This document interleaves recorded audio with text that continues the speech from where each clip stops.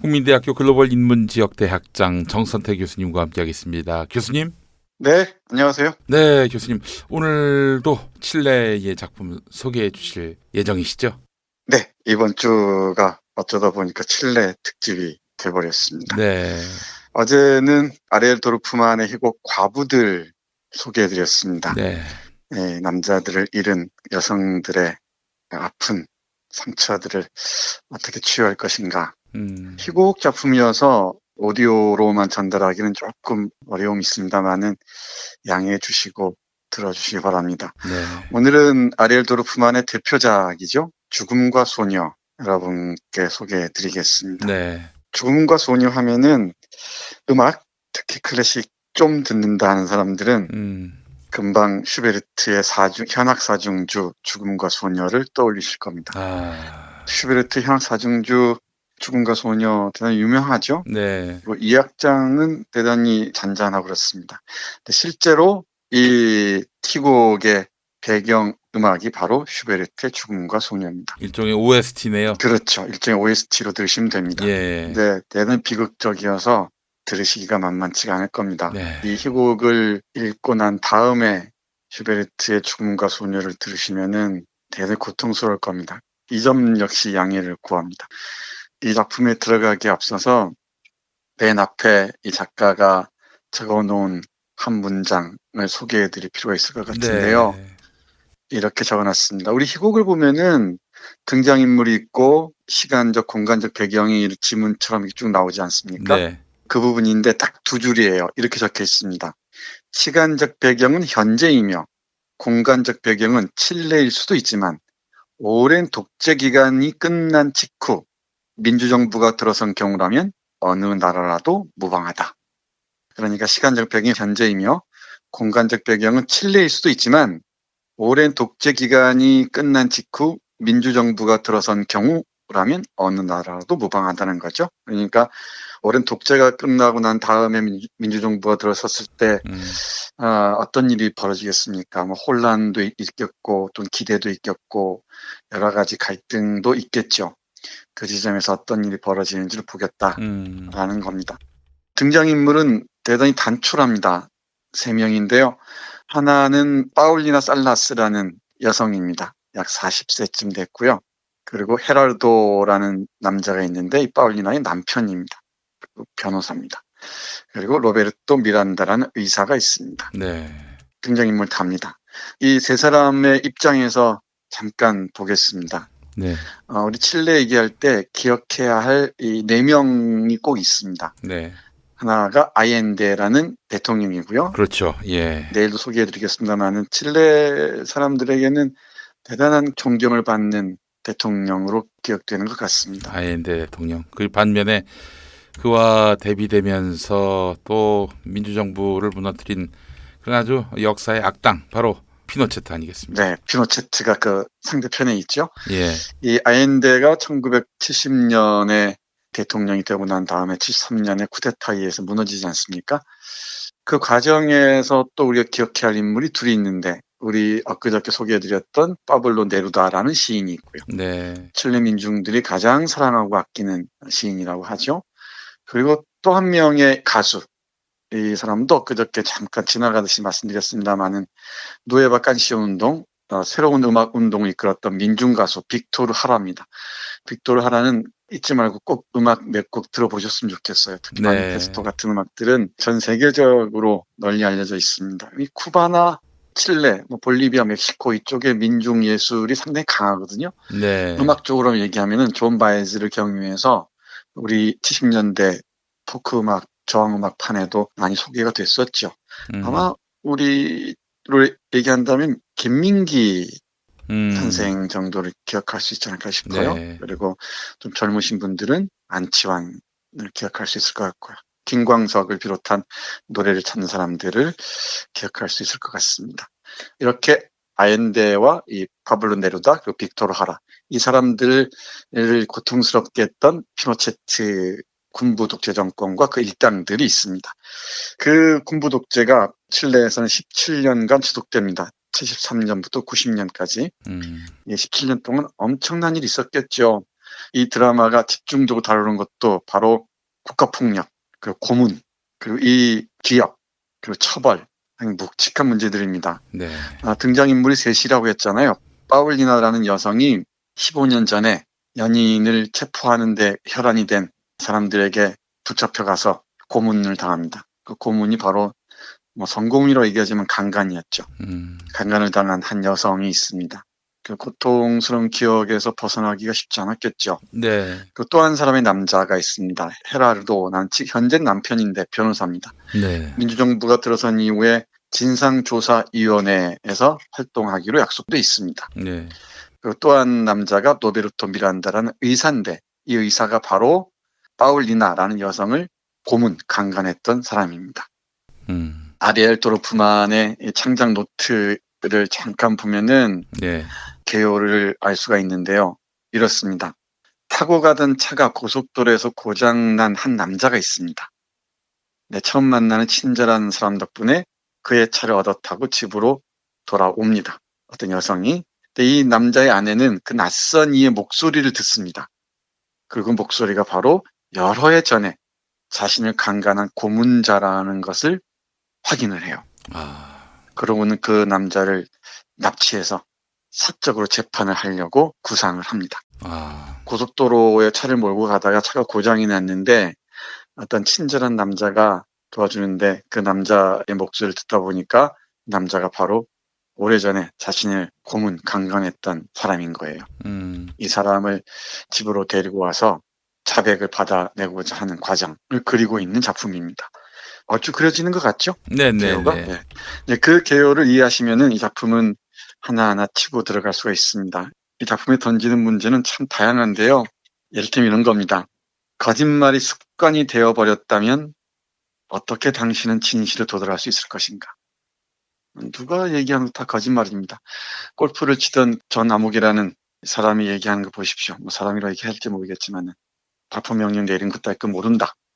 세금을 왜 안 냈냐 물어보니까 네가 좀 내줘라. 이런 소리를 합니다. 그리고 이 헬기 사기를 둘러싸고 목격자와 그 헬기 조종사들의 의견이 엇갈린다 그러죠. 정말 우리는 오랜 세월이 흘렀는데도 광주로부터 지금까지 40년의 세월이 흘렀는데도 진실이 제대로 밝혀진 게 없습니다. 그리고 세월호 진상조사가 다시 시작된다는데 그게 진상이 밝혀질지 어떻게 알겠습니까? 거짓말이 습관이 되어버렸는데 어떻게 우리는 진실을 도달할 수 있을까? 이 고민이 우리 도르프만을 오랫동안 괴롭혔던 것 같습니다. 그리고 이런 질문도 이어집니다. 우리가 어떻게 과거의 수인이 되지 않고 과거를 살아있게 할 것인가? 과거라는 감옥에 갇히지 않고 어떻게 과거를 살아있게 할 것인가? 그리고 미래에 과거가 되풀이될 위험을 방지하면서 어떻게 과거를 잊을 것인가? 그리고 평화를 보장하기 위해 진실을 희생시키는 것은 정당한가? 대단히 중요한 질문이죠. 평화를 보장하기 위해 진실을 희생시키는 건 정당한가? 이 평화를 만약에 국민통합이나 단합이라는 말로 바꿔도 좋을 듯합니다. 총화, 단합, 그렇죠. 예. 안정, 질서, 그렇습니다. 국민통합 또는 우리 살 질서를 위해 진실을 희생시키는 건 정당한가? 대단히 무거운 질문들이죠. 네. 얘기 나온 김에 말씀드립니다만은 안정 속의 개혁, 이런 새빨간 거짓말들입니다. 평화로운 혁신, 이것도 다 거짓말입니다. 혁신과 개혁을 하는데 어떻게 안정될 수 있고 어떻게 이 평화로울 수 있겠습니까? 수많은 갈등들이 겹칠 텐데요. 진실을 밝히는 것도 물론 그렇습니다. 갈등이 없을 수가 없죠. 이 드라마에서 강조합니다마는 진실을 끝까지 드러내고 싶어하는 사람들과 어떻게든지 그 진실을 감추고자 하는 자들의 갈등이 없을 수가 없습니다. 그 사이에서 실제로 가동되었던 진상규명위원회는 어떤 포지션을 택할 것인지, 어떤 자세를 취할 것인지 문제가 아닐 수가 없죠. 이런 묵직한 물음들을 배경에 깔고서 이 작품은 진행이 됩니다. 중요한 부분만 잠깐만 보겠습니다. 이 진상조사위원회, 어디까지 믿을 수 있을지 모르겠습니다만은 칠레에서도 예외가 아니었던 것 같습니다. 근데 이 진상조사위원회는 죽음으로 끝나버린 사건들만 조사하는 게 전제 조건이에요. 그러니까 살아있는 사람들의 문제는 조사하지 않는다는 거죠. 그러니까 1990년 칠레 민주정부가 출범했음에도 불구하고 그 군부 세력들이나 재벌들 그리고 그 품에 있는 언론 권력들은 경찰 권력들은 여전히 막강한 힘을 발휘하고 있었던 것이죠. 그러니까 죽은 자들의 진상규명, 우리 과부들에서 봤듯이 실종된 사람들이나 죽은 사람들의 진상조사는 할 수 있다. 근데 동시에 어떤 조건까지 다냐면은 그 일을 벌인 자들의 실명을 밝히지 않는다. 이런 허용된 범위 안에서만 진상조사를 하겠다는 거예요. 근데 이 말을 들은 이 파울리나는 견딜 수가 있겠습니까? 자기는 살아있는데 자신의 생생 고통이 여전히 내 삶을 압박하고 있는데 어떻게 죽은 자들만을 위한 진상조사를 하겠다는 말인지 동의하지 못하는 겁니다.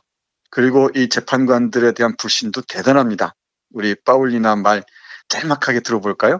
재판관들 17년의 독재 동안 단 한 명의 생명도 구하려고 개입한 적 없는 그 판사들, 단 한 건의 구속 접부심도 받아들이지 않았던 자들, 실종된 남편을 찾으러 온 그 불쌍한 여자에게 남편이 아마 실증이 나서 다른 여자와 달아났을 거라고 말한 페랄다 판사?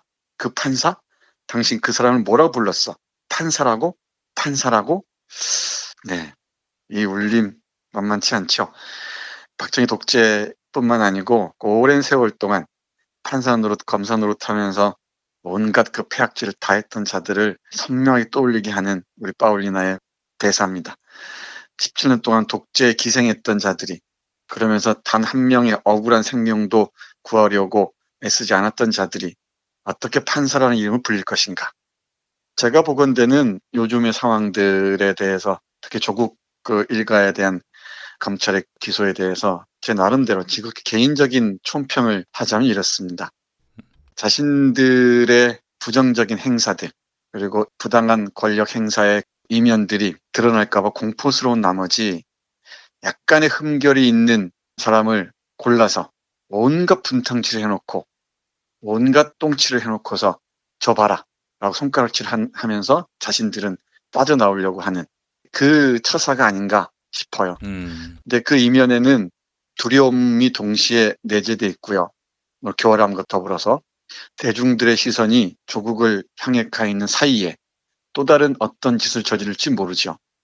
그런 맥락에서 이해할 때 이번에 세월호 참사를 진상조사를 하겠다고 암흑의 검사부터 나섰다고 하는데 전 신뢰할 수가 없습니다. 그 오랜 세월 동안 검찰이란 조직에서 자신의 특권을 위해서 무슨 짓도 마다하지 않았던 자들이 어떻게 진실에 육박할 수 있겠습니까? 앞에서 말씀드렸듯이 거짓말이 습관이 되어버린 자들이 어떻게 진실이라는 것을 꺼내들 수 있겠습니까? 저는 별로 기대하지 않습니다. 우리 이 방송을 들으시는 분들은 어떨지 모르겠습니다만은 아무튼 파울리나의 목소리 보십시오. 17년의 독재 동안 단 한 명의 생명도 구하려고 개입하지 않았던 자들이 어떻게 판사라고? 그리고 단 한 명의 억울한 자들의 진실 귀를 기울이려 하지 않았던 자들이 어떻게 판사고 검사라고? 이런 말들로 저에게는 들립니다. 네. 뭐 진상조사위원으로 들어가 있던 헤라르도 남편도 예의가 아니었을 것입니다. 중편 분량의 드라마인데 대단히 만만치가 않습니다. 노베르토라는 우리 파울리나에게 고문을 가했던 의사가 있었다고 했죠. 이 의사가 얘기하는 발언도 잠깐 보겠습니다. 늘 얘기하잖아요. 이 언론과 재벌과 특권 경찰인 검찰과 그걸 조종하는 이 반민주적인 세력들이 결탁해 있다는 걸 다 알지 않습니까? 아, 빼놓으면 안 되겠네요. 우리 언더웨어, 바스 목사. 네, 예. 언더웨어 프리스트라고 얘기하는데 그 목사님도 빼놓으면 안 되죠. 예. 그 관련해서 어떻게 그 권력들이 아주 추악한 권력들이 연결되어 있는지 칠레 사례를 들어서 그렇습니다. 한국은 어떤지 모르겠어요. 한국은 생각 깨끗하죠. 아름다운 나라니까. 네. 여기 노베르토 얘기 잠깐 들어보겠습니다. 마피아, 그래요. 비밀 결사. 아무도 이름을 불지 않고 서로서로 숨겨주죠. 군부는 자기네 사람들이 당신의 위원회에서 증언하도록 허락하지 않을 것이고 만약 당신이 그들을 소환하면 그냥 무시해버리고 엿먹어라 하겠죠. 당신이 오를지도 몰라요. 그들은 그들의 자식들과 손자들이 알게 되리란 생각은 환상에 불과할지도 모르죠. 내가 생각한 것처럼 쉽지 않을지도 몰라요. 이게 내가 정말 하고 싶은 말이에요. 이게 무슨 맥락이냐면요. 짧게 말씀드리면 진실을 규명해서 군부 세력들이나 못된 짓을 했던 자들의 후손들이 정말 부끄러워할 줄 알게 하겠다라고 이 헤라르도는 생각을 하고 있어요. 근데 로베르토가 딱 얘기합니다. 어리석은 소리 하지 마라.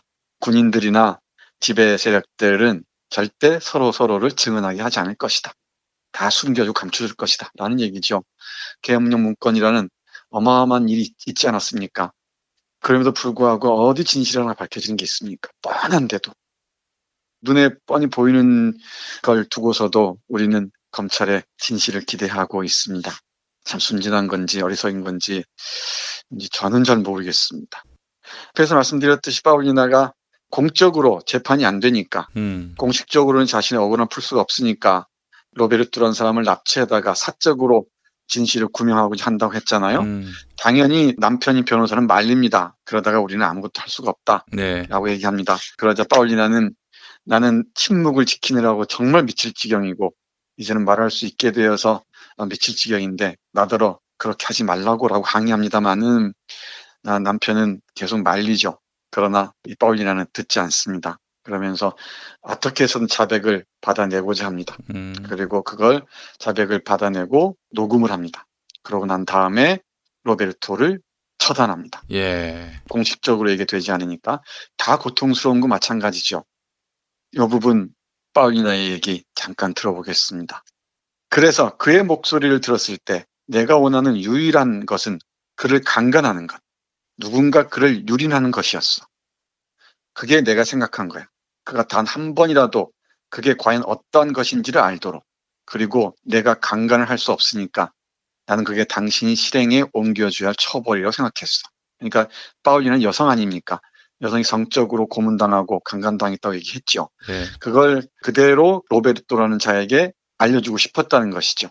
그런데 사이를 두고 말합니다. 나는 그가 자백하기를 원해.